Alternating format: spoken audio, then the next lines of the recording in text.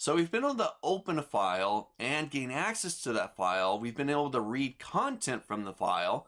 So we've got the open method that we've then stored a document off in memory into a variable. And then we've been able to use the read method and the read line method to be able to get access to the content of that file. Now let's take a look at looping through each line within this text file.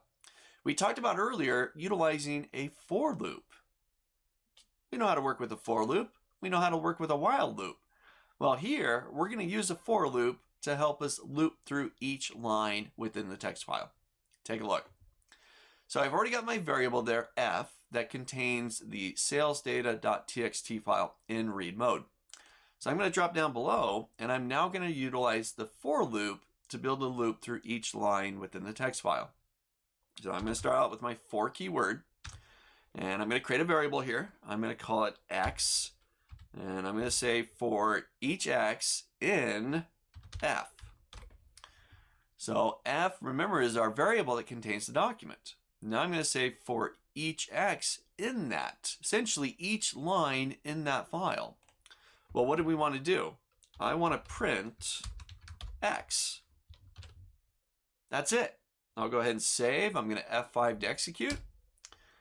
And there we have it. We've got our shell window popped up, and we've got all of the entries from that file. Now, there's something a bit odd going on inside of here, or perhaps not odd, but something that we need to understand.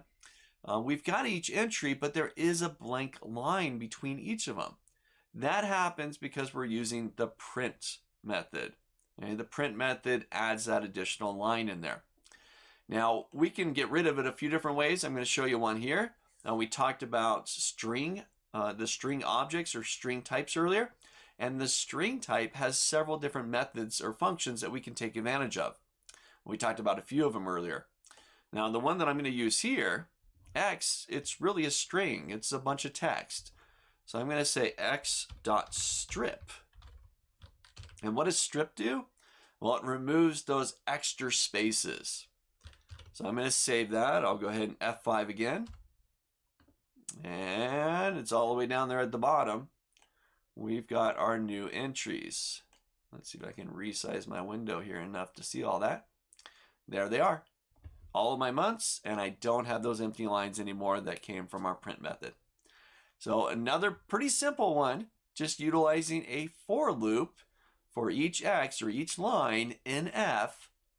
Let's print it out and let's strip out those empty spaces in there as well. So try this one out, just progressively adding additional functionality, in this case, to opening a file and being able to read the content. Now, a for loop, we were able to use the read, right? We used that earlier and it just spit it all out for us. What would be the benefit of utilizing the for loop? Think about that for a moment. And then what I like you to do is visit the Q&A section of the course and let me know what you think.